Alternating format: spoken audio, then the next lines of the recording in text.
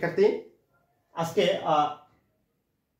লসাগু গসাগু চ্যাপ্টার থেকে বাংলাদেশ ব্যাংকের এডিতে আসা একটি প্রশ্ন নিয়ে উপস্থিত হলাম। প্রিয় শিক্ষার্থী, অঙ্কটি দেখেন, বলা হচ্ছে the greatest number that exactly divides 105, 1001 and 2436 is. প্রিয় শিক্ষার্থী, যদি আমি বাংলা করি, বলা হচ্ছে যে একটি বড় সংখ্যা নির্ণয় করুন যাকে দ্বারা এই 105, 1001, 2436 কে নিঃশেষে ভাগ করা যায়। প্রিয় শিক্ষার্থী, তার মানে কি করতে হবে?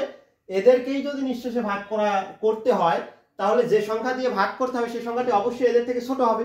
প্রিয় শিক্ষার্থী, এদের থেকে ছোট সংখ্যা বের করতে হলে অবশ্যই কি করতে হবে? গসাগু নির্ণয় করতে হবে। তাহলে দেখেন, যদি আমরা গসাগু নির্ণয় করি, তাহলে সব থেকে ছোট সংখ্যা দিয়ে তার বড়টাকে ভাগ করতে হবে।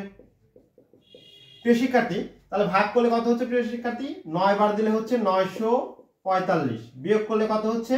বিয়োগ করলে হচ্ছে 56, বিয়োগ করলে হচ্ছে 56। প্রিয় শিক্ষার্থী, 56 দিয়ে যদি আবার তার ভাজককে ভাগ করি, তাহলে কত হচ্ছে? 1 বার যাচ্ছে। তাহলে 56 যদি এখানে বিয়োগ করে দিই, তাহলে কত হবে? প্রিয় শিক্ষার্থী, এটা হবে হচ্ছে 49।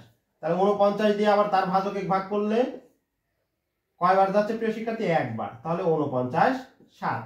7 দিয়ে তার ভাজক 49 কে যদি ভাগ করি, তাহলে 7 বার যাচ্ছে।